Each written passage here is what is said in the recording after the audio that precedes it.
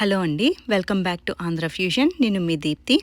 ఈరోజు మనం అల్లం పచ్చడి చూసారు కదా టైటిల్. దీనికి వేరుశనగ కొబ్బరితో పని లేదు. ఫుల్గా మీ బాడీని డీటాక్స్ కూడా చేస్తుంది అండ్ చాలా టేస్టీగా ఉంటుంది అండ్ చాలా క్విక్గా కూడా అయిపోతుంది రెసిపీ. ఇడ్లీ దోశల్లోకి అయితే ఈ చట్నీ నెక్స్ట్ లెవెల్లో ఉంటుందండి టేస్ట్.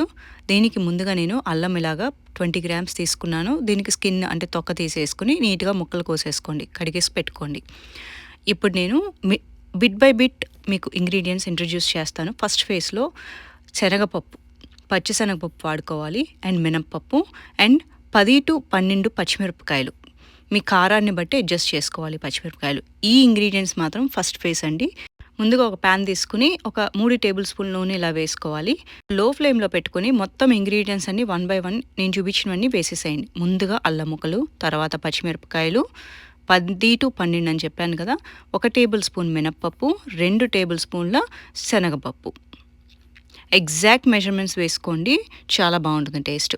అండ్ దీన్ని రోస్ట్ చేసుకోండి. ఇది లో ఫ్లేమ్లో పెట్టుకుని రోస్ట్ చేసుకోండి, ఎందుకంటే అన్ని ఇంగ్రీడియంట్స్ ఈక్వల్గా మీకు వేగాలన్నమాట, మాడిపోకుండా. ఇది మీకు దగ్గర దగ్గర ఒక 2 నిమిషాలు పడుతుంది వేగేసరికి.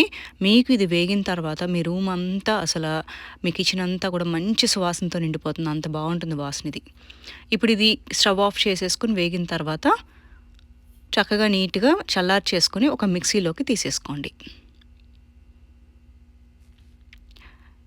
ఇప్పుడు పూర్తిగా చల్లారి పెట్టేసుకున్న తర్వాత దీన్ని ఇలాగ నేను చల్లారి పెట్టేసుకున్నానండి పూర్తిగా దీన్ని.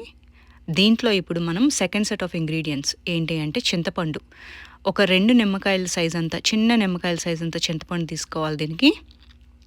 దాన్ని డైరెక్ట్గా ఈ మిక్సీలో వేసేసుకోండి ఇలాగా.